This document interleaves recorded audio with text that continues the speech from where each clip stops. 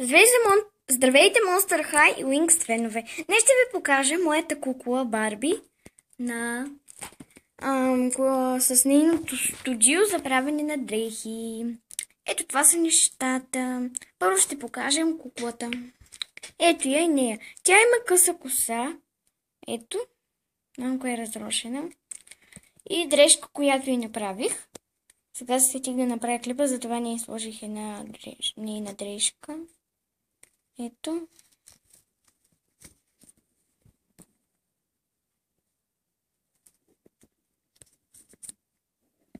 Ето, тук има ръчичките, извинете, малко съм ги дъвкала.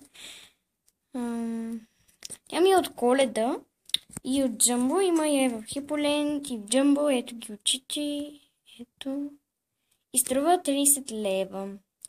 Ето го червилото и малко гримът не се вижда. Ето, тук има розовичко, ето ги ушите. Ето, това е розово плаче. Ето, тук има една поличка, която приятелката ми подари. Ето, тук е зелено и тук има сиво, това също е сиво. Ето, тук краката и се загъват. Ето така. Опа, извините. Ето. Трудно ми е. Ето. Тук краката й. Кръстоса ги бе да искам. Ето това е отзад. Ето тук. Тя не си загъва така ръцете, но вижте. Ето. Така. Добре.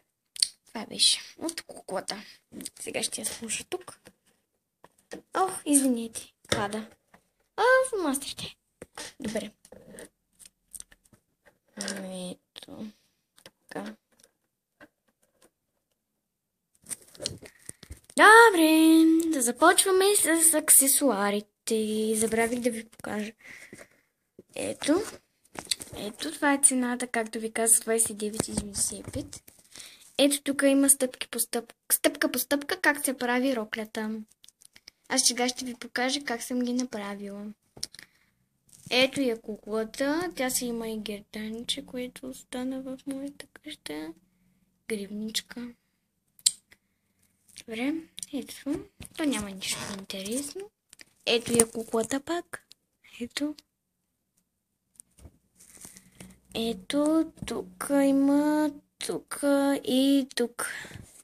Тук е скъсано и се вижда само роклята и ето. Тук пише разни езици. Ето пише включва 20 части. Да. Ето тук са всички неща. Аз не мога да ви покажа сега. Ето тези. Ето тези двете, защото не знам къде са. Също и това второто лище, където е. И това сега не мога да ви го покажа. Но нищо. Сега ще ви покажа нещата, които са при мен. Добре. Това беше от кутията. Ето тук има знати. Ето тук ги има всичките. Да са има разни комбинации. Тук пише Барби. Тук пише моден дизайн. И ето. Извините.